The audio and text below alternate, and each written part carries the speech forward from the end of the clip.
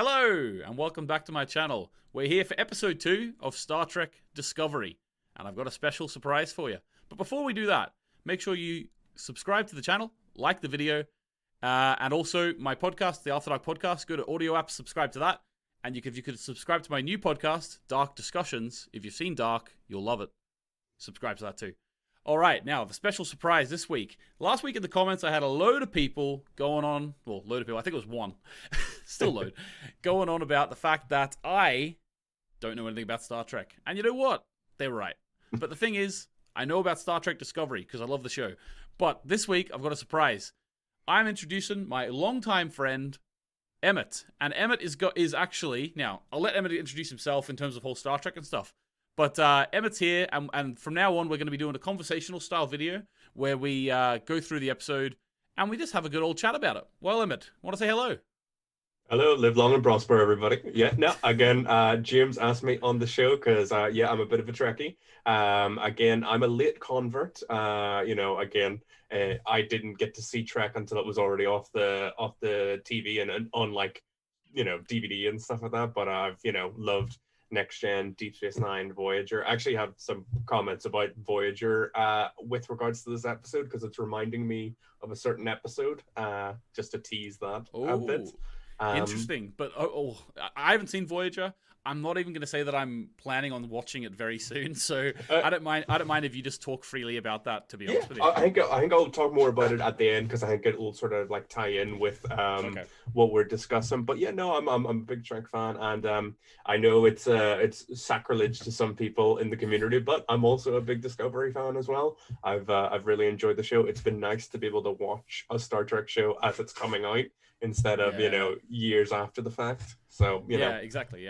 So roast me in the comments if you feel like it. Oh, don't worry, that's coming. That's coming. You're gonna be roasted. I'm gonna be cooked alive. I can see it now. This guy is a Star Trek fan and he likes Discovery. The thing is, what I never understood. Now I'm really risking getting a lot of downvotes here, right? Yeah. I really am. But the thing I never understood, like I do understand people who love the old Star Trek not liking Star Trek Discovery. That's fair enough. What I don't understand is having to go and say, I don't like this show. Now, there's been one or two people comment in the last video who were really respectful, and they say, I like that you like the show. I don't like it because of this, and this. That's great. We can have a conversation. Yeah. But just coming in and saying, this Star Trek fan isn't a real fan because blah, blah, blah. I don't know about that. Yeah. I think there's certain forums you should stick to if you have that opinion. Haven't said that. If you want to say that we're idiots, say we're idiots. That's how I feel as well. I'm more than willing to accept that I'm an idiot. But well, again, it says Star Trek is, much like Doctor Who and Star Wars, is a very passionate fan base with a lot of people with opinions. And I don't think that any show has been like universally loved Star Trek wise since Next Generation. And even then, it had a rocky start with its first season. Like people weren't sure about it, and it took time before it really built up that fan base. But like, there's some people who are like, Deep Space Nine is too dark for me. Voyager's too repetitive. Enterprise is too weird at times, So I don't think there's ever been a show that's been like universal. I think we'll have to see Discovery through to the end. And then once everyone's had some time to like really gestate with it, we'll figure out whether people ultimately really do like the show. Yeah, and I also think that, like, obviously the fact that they've been seen to be retconning certain aspects of the old stuff, that element alone is too much. Like, people can't get over that.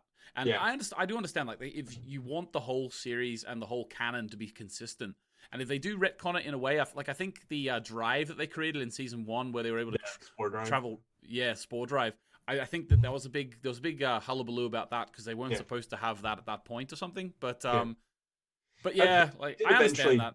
Yeah, they did eventually justify it in the show and the fact that it became super classified and they all became, basically wiped off the record to sort of hide that stuff.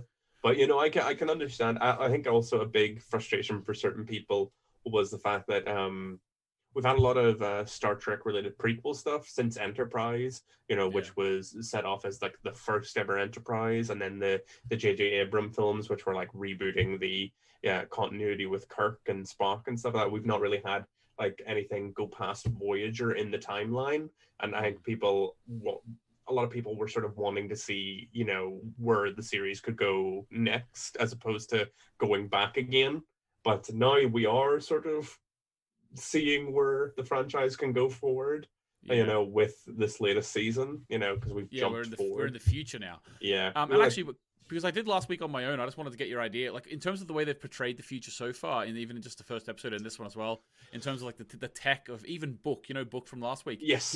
His ship and all the tech of that. What did you think of all that new futuristic well, stuff? One thing I will always say in Star Trek Discovery's favor, I absolutely love the aesthetics of the show. I think everything looks and is shot beautifully, and you know, I did very much dig like the sort of more futuristic tech.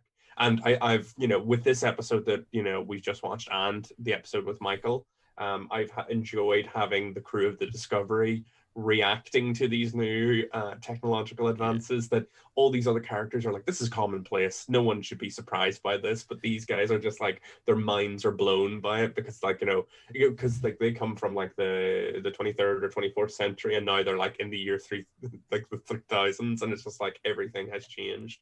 I do absolutely love Book, though. I was just getting the guy's name. David Ajala. He played Manchester Black on Supergirl.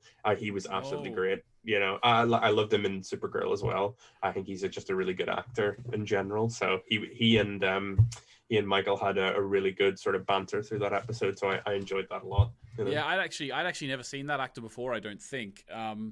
He was really good. I really enjoyed it too. It was really out of nowhere. Like, I think there was a bit.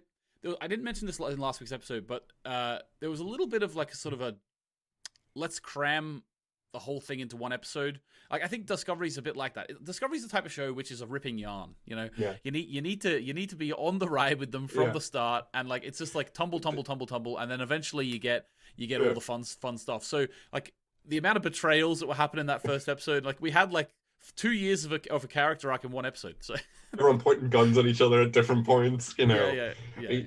And I do definitely agree with your sort of Han Solo parallels with Book.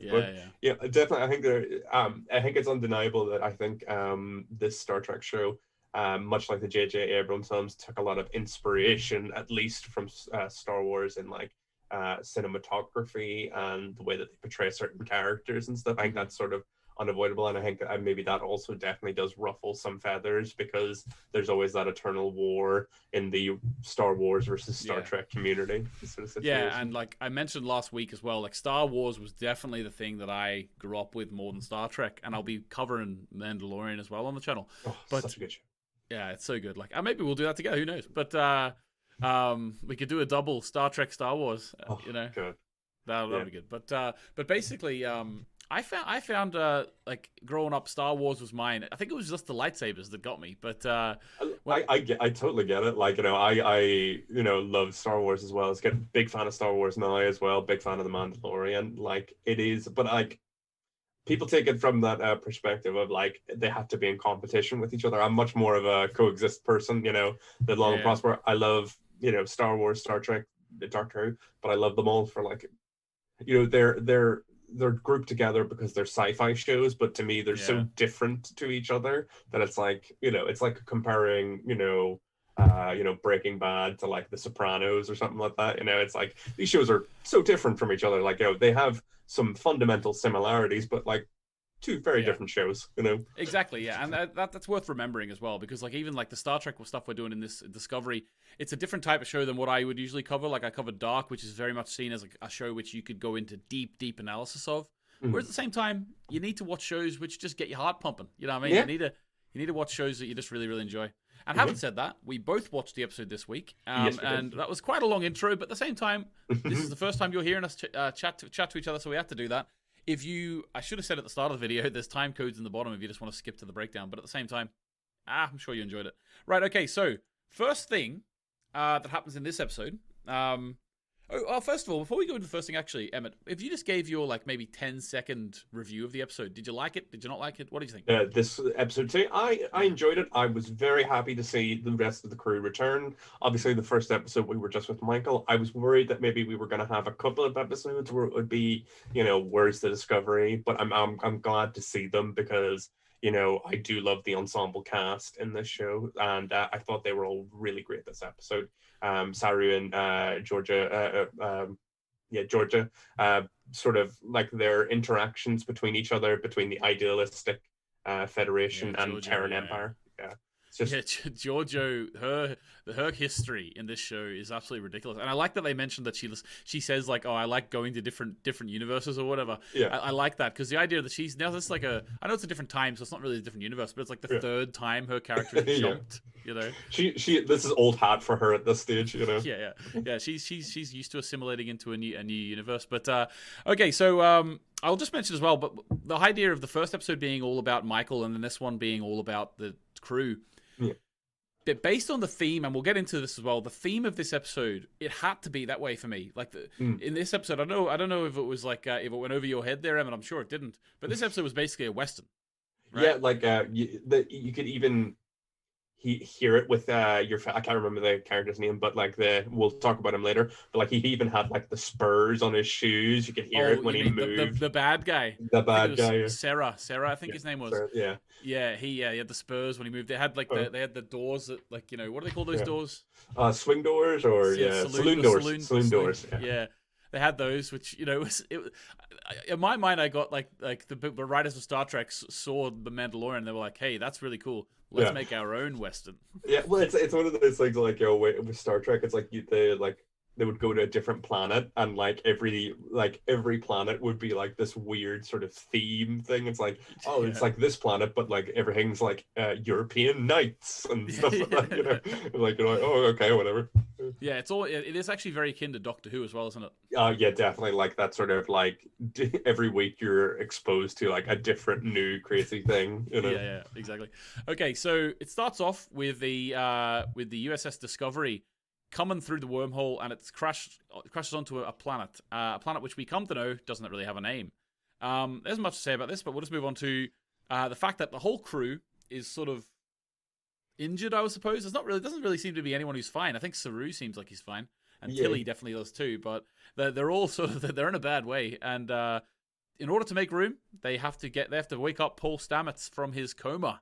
Yeah. And I think they probably recommended some at-home bed rest, but he wasn't up for that in this episode.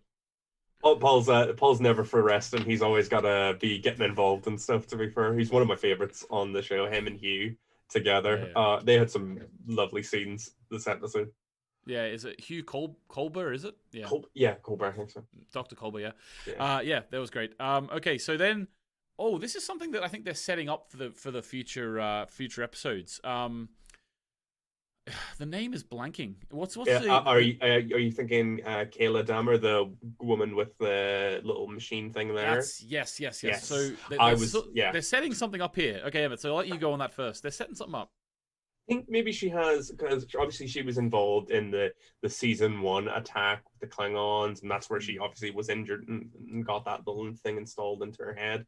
I think maybe they're setting up like post-traumatic stress disorder with her, because it's like she seemed to be physically fine, but like she was like shell-shocked through the episode, and like I think you've seen how later on when she goes to the med bay to be treated, she sees another crew member who didn't make it, and like it seems to really affect her. So I think there's the potential that they might be setting up an arc with her dealing with like that PTSD from just the crazy lives that they live at this stage, and the fact that they've been in so many like traumatic crashes and explosions at this stage, Yeah, and that, to be honest with you, that would be, in my opinion, as a viewer, very welcome, because it would really ground the characters and be very realistic. Your head went to a very sensible PTSD. My head went to, has she got something in her brain and she's gonna go, she's gonna turn into some alien or something? She does have the metal thing, so maybe, I don't know, maybe control. Maybe they got into, maybe, who knows? Yeah, maybe there's something been put into her hardware. Yeah.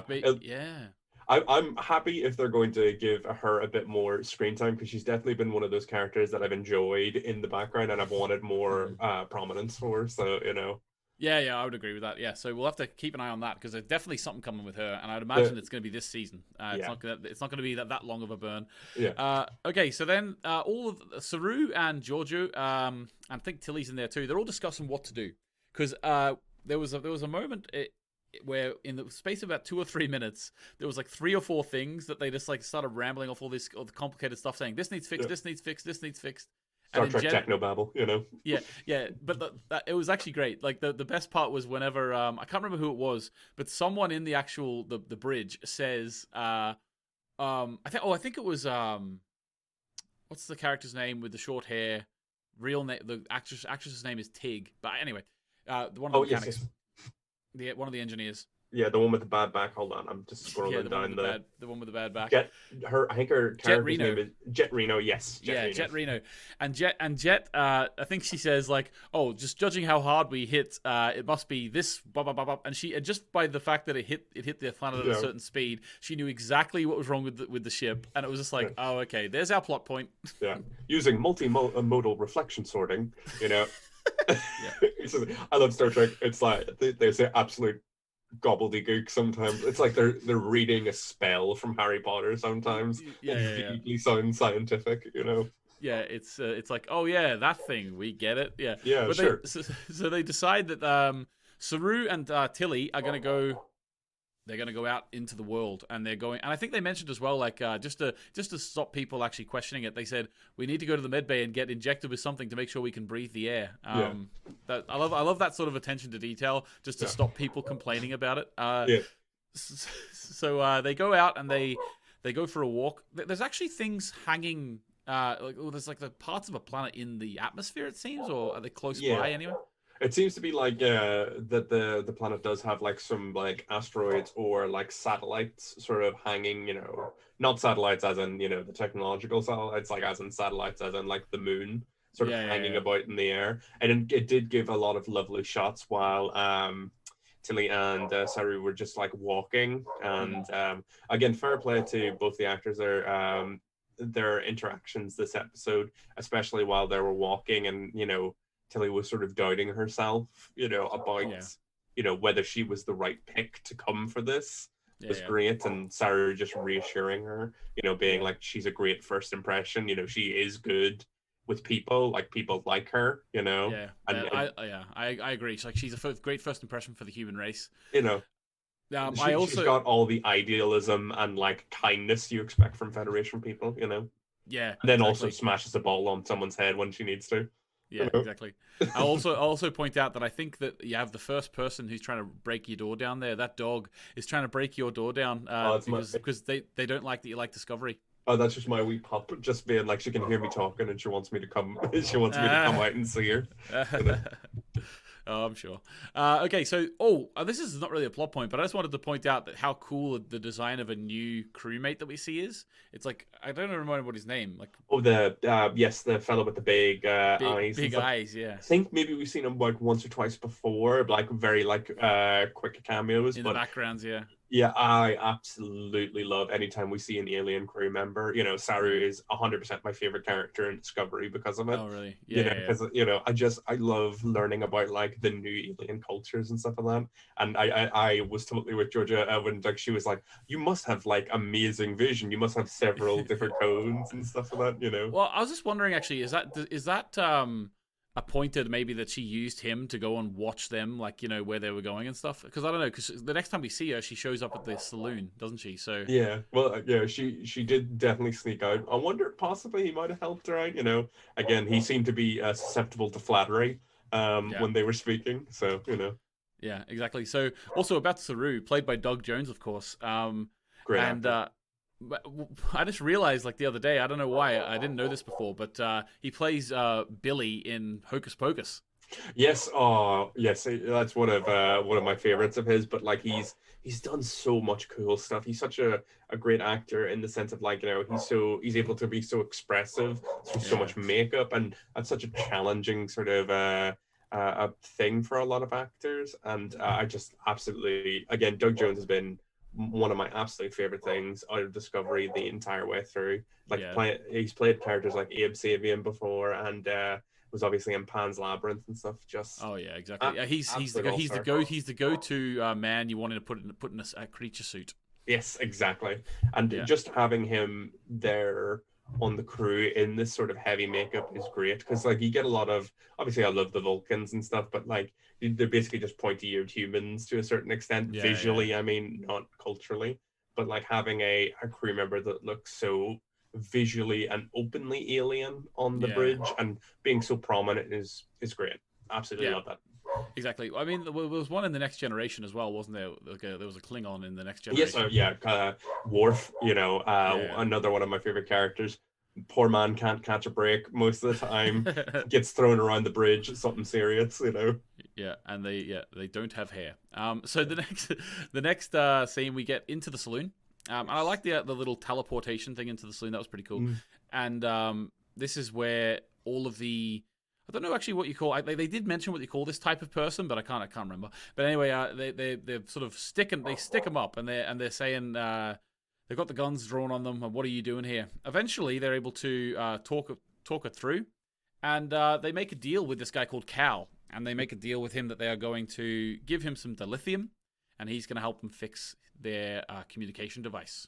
It's pretty cool, this method of creating things they've got. This like new, what do they call it? It's like a nano something or other. Like it's very sleek. I quite like that, and again, like I was saying before, I loved watching Tilly's reaction to it, and like the fact that she was trying not to give away the fact that they're from the past, but is so amazed by this like commonplace technology for the 31st century or whatever. It was great. Yeah, exactly. Yeah, and that's to be honest with you, they're doing a load of Western tropes in this, but they're also doing those time travel film tropes as well, which is always great. When you have time travel, you need to do that. And there was did Michael say in the first episode what year is it? Because that's another trope of time travel. I think, from what I understand, it's like the 30th or 31st century. I'd need to double check that, but like this is definitely like one of the farthest ahead points we've ever been in like the Trek timeline. We're sort of in a post-apocalyptic almost Trek verse where the Federation has fallen. So it's definitely very interesting. I will also say in the initial scenes between Cal and Sarah and Tilly, there's a lot of great facial acting, from Doug Jones and Tilly's actress, where they're sort of piecing things together from the little tidbits of information that they're getting. The fact that dilithium is so important, and like they're beginning to understand, because obviously we as an audience have already been informed of a lot of this stuff last episode with Michael, so we're watching the characters sort of catch up, but not just be told everything necessarily. Yeah, it's really cool. I like the world building they're doing, definitely. And then we get the big bad, the Liberty Valance, so to speak, of this world, Sarah, and he comes in and he's basically saying, no, I'll take all your dilithium. And unfortunately, Cal comes to an end. R.I.P. R.I.P. May you rest Cal. in peace. Yeah, like all of the blood, the blue blood coming out of him. Those guns, that beam is like, they can either like kill them with it. It seems like they're like setting, because Giorgio uses it later. There is like a little shot where you can kill someone with it, or you can actually just torture them if you want. Yeah, it feels sort of like a more aggressive version of phasers that we've seen in the past, where like, you can set phasers to various levels of stun or kill, but these things seem to be like definitely torture devices, and you can tell Sarah, or our evil space cowboy man, enjoys hurting people. Like just the moment he walked, like, fair play to the actor, like the moment he walked on screen, I'm like, I want someone to punch this smug git in the face. It very good for the role he needed to be. Like you just, the moment he walked on screen, you just wanted someone to like put him in his place, because he's like, he feels like he's a big fish in a small pond, and he feels like he's in charge of the situation, and then like and that's great. They have to make us hate him so quickly, because especially in a show like Star Trek, where you will have like a sort of a different bad guy every episode sort of thing. You need to make us hate him, and to be honest with you, they hit it out of the park with the first one. I did not like this guy whatsoever. And actually he's very good villain. Yeah, he's a lot more memorable as well as a single episode villain than the one from the first episode was. I cannot remember that guy. Even it was last week, and I can barely remember them at this stage. Yeah, exactly. Okay, so then we find out that the ice is actually like a viral ice or something, and it's like parasitic ice. It's parasitic ice. Yeah, like it's a sentient ice, and which is it's again absolutely crazy from a scientific standpoint, I imagine, but very visually cool. Just watching it sort of like crawl over the Discovery. Again, I absolutely love the design of the Discovery and the way that it looks in the show. So like watching it get covered up by the ice was just, it was very, it added a good sort of pressure to the episode, because it's like, oh, now we've got the ticking clock, Yeah, it's yeah. like You we always need to, need that ticking clock for the yeah, tension. yeah. Definitely. Okay, so then I sort of skipped a lot of the Stamets stuff, but now he's in the little shaft and sending a man who's just been stabbed up into the shaft. Maybe not the best idea, but he got there eventually. He got there eventually, is what we'll say.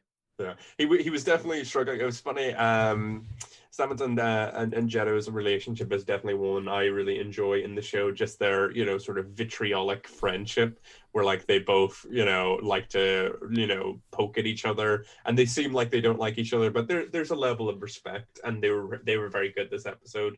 There was a lot of good pairs this episode, I think. They would have the characters, Sari said it at the start, everyone work in twos and, do your jobs together. And I think there was a lot of good pair work this episode, and I think them two together was great. Again, totally bad idea for him to climb into the Jeffrey tube, but, Jetto was like, hey, don't do that. And he was like, no, I'm going to do it. I'll prove to you that I'm fine. And then he starts bleeding all over a Jeffrey's tube. Yeah, I think as well, like the idea of the pairs, like a show like Star Trek, it reminds me a little bit like of a Seinfeld or even a Friends, really, where they're like every episode, the writers are like, right, which ones can we pair up today? It's exactly, it's about getting the different dynamics between different characters between different episodes, so it's really, really cool. Okay, so next up, Giorgio comes to the rescue, would you believe? And she comes in, excuse me, she comes in to... she doesn't really save the day initially. She gets put at gunpoint, but then we all know Giorgio. She's somehow going to beat everyone up and kill a lot of people most of the time. It's a funny situation in not just Star Trek, but like TV shows in general. Where you'll have like a posse of bad guys, and the one that they always spare is like the leader or the guy who has the most face time. But they'll just like murk everyone else in the group. Like it's like, no, we don't kill. It's like, sorry, there's bodies all around here. We're past that point. That's absolutely serious. Yeah, it's like we have to spare him. We'll send him out. But Giorgio, yeah, I just thought to myself, like, will we see this guy again? We probably won't. It's just to show us that they're not actually, like, our main characters aren't evil, I suppose. Yeah. But still, it's funny. Like, I probably would have killed him. Yeah, I would understand the reason, but yeah, the Federation, they have to be idealistic, obviously, and again, no, but I mean, if I was the guy who they gave the gun to decide, I would have killed him. Oh, yes. No, I can understand that, but I also his little arc, obviously, with him and Cal, where he was the cynic towards the Federation. It made sense from a character standpoint that, like, after everything that's happened, they've given him that glimpse of hope, so he's willing to, turn the other cheek now, and he's start as you mean to go on. Exactly. Yeah. And maybe he'll reappear, maybe he'll be like a minor recurring villain, but the way that they set it up, it's possible that he just might never appear again. Probably not, let's be honest. But at least our main characters aren't evil. So we're sort of getting to the end now. Except for Giorgio, who is like, she's just willing to kill everyone. She is she's just 100% evil. There's no question about that. Very cool. Very much enjoy her presence, but very evil. Very evil. Yeah. So at the end of it, they get back onto the ship with a transporter, like a little portable transporter or whatever it is, and they fire everything up, and then they start getting beamed up, and luckily it's Michael Burnham who's beaming them up. Yes, saving at the last moment because they were struggling to get out of the parasitic ice situation, and we got a big reveal from Michael's perspective, or from what's been happening with Michael, where they speak to Michael and she's revealed that she's been here for a year, and I imagine we're about to learn a lot more about her year on her own next episode. That would make sense, actually. Yeah, that's a little bit bridge the gap episode. Yeah, definitely, and I think we're going to learn a lot more about her and Book, because he seems to be her sort of anchor point in this time, and her point of view person to get her up to speed on everything that's been sort of going on. And I'm excited to see how this year will shape and change Michael as a character, you know. Yeah, I think I'm interested too. Like, and if you were in any doubt about what type of show you were watching, you know that you're watching a big rip and yarn show. If a character pops up and then they say, "Oh, hello, Michael, you look different," and they just mention her hair for like, you know, okay, if you're watching like a Oscar nominated show, they maybe wouldn't mention the hair, but in this sort of show, you're like, hang on a minute, her hair's different. It's that thing with like anytime they do like a time skip in a show where it's like their hair is slightly different, they're wearing glasses to indicate that time has passed.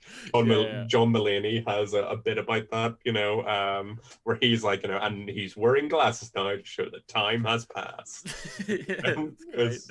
My own personal opinion on this, have you seen The Expanse? I've not, I don't know, but I've been recommended it very heavily by several people. Yeah, so The Expanse is great. Season 5 is coming out this December, which I will be covering on the channel. But I'll start catching up. Yeah.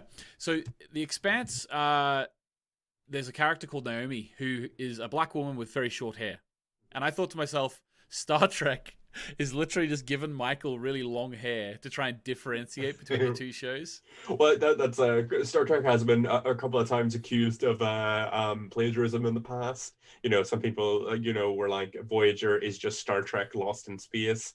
Deep Space Nine is just Babylon 5 and stuff like that, you know. But, you know, I like the cool long hair vibe, you know. I like it too. Yeah, I think it looks good, you know. I'm curious to see what's also, because she's had a year to like help restore some of the Federation.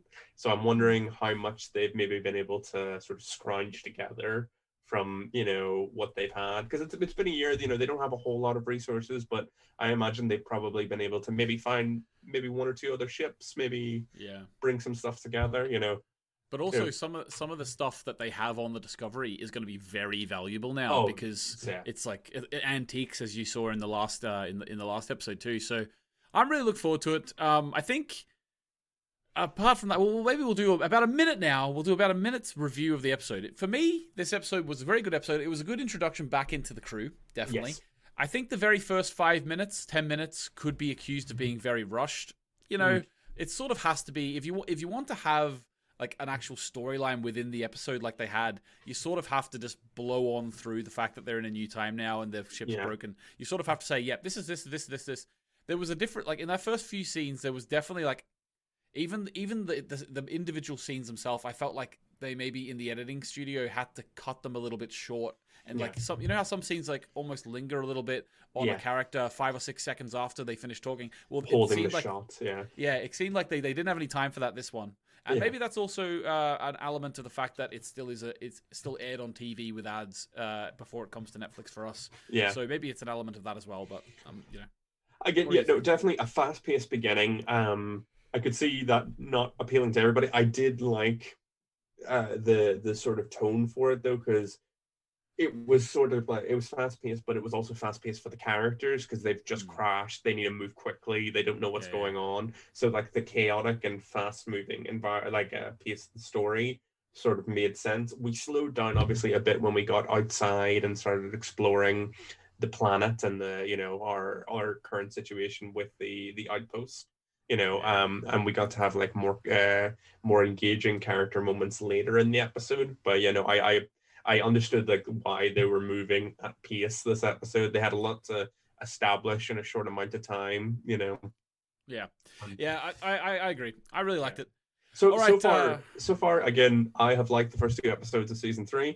You know, I am super curious where we're going with this season. You know, Discovery has never pulled its punches with any of its sort of wild left swings when with the show, like throwing in the mirror universe in season 1 when we were like, had no idea that was going to be involved. Yeah, and even like the idea of the angel, like even like you know, that was again out of left field as well. So there's definitely been some shocking swerves on the show, like stuff that we could not see coming at all. But I'm along for the ride. I'm engaged enough with the characters on a personal level. Like I care about fates that even when the show kind of goes a bit nuts, I'm like, I'm willing to ride this out, you know? Yeah, exactly.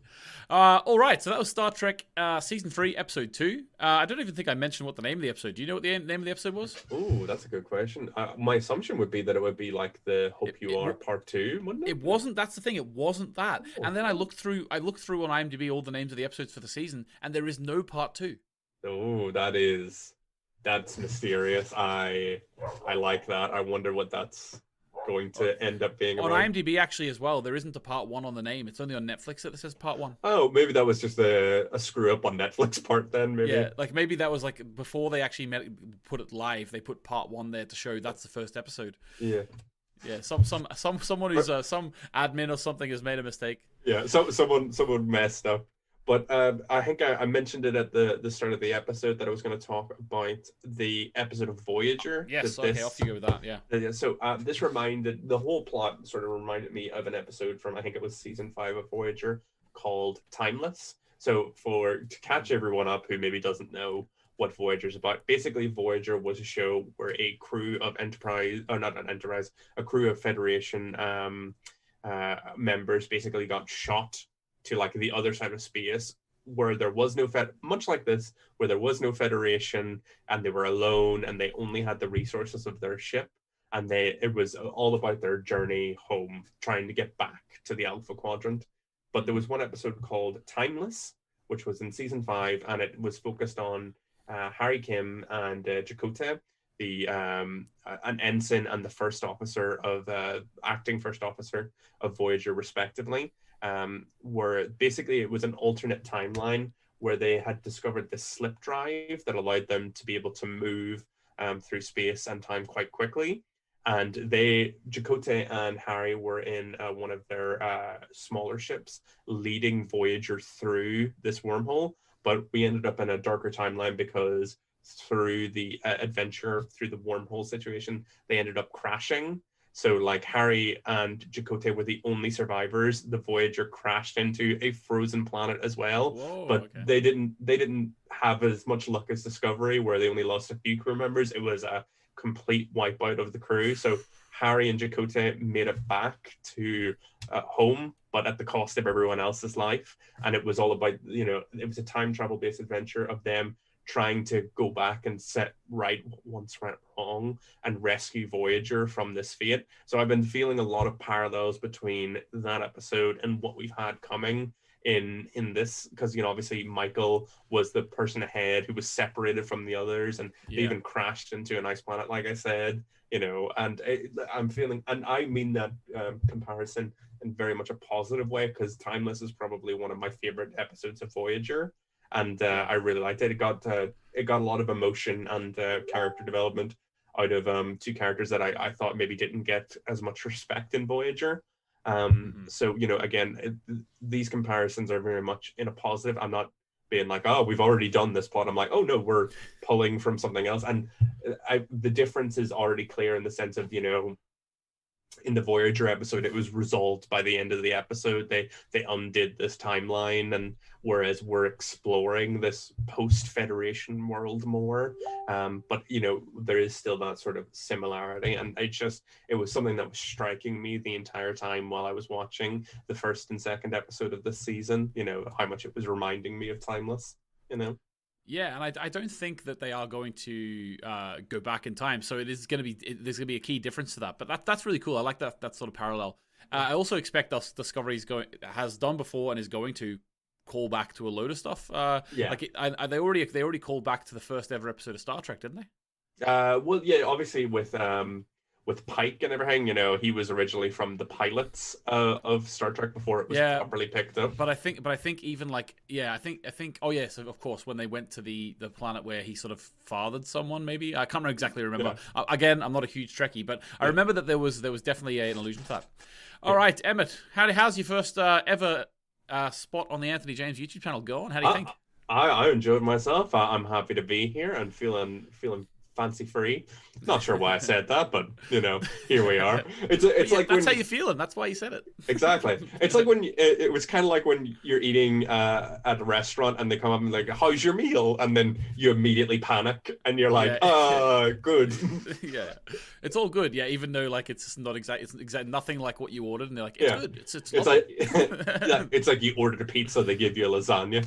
It's good. It's good. But I actually did have a very good time. Again, like we said before, we've been friends for a long time, and we haven't got to hang out in a while, and this felt very much to me like a good old catch up, Yeah, exactly. So, you know what? We're gonna go do it again next week. So, join us next week for some more Star Trek Discovery. Make sure you subscribe to the channel if you haven't already. I'm sure you'll love that. That was great content, guys. I'm sure we could all agree. And make sure you like the video. That would be really, really great. And go to podcasting apps and have a look for my podcasts. Apart from that, from Emmett and me, we're just gonna say, I'll say goodbye because I'm not a Trekkie. I'm sure he'll say, live long and prosper. Move it more in front of your face there. Live long and prosper. See you later.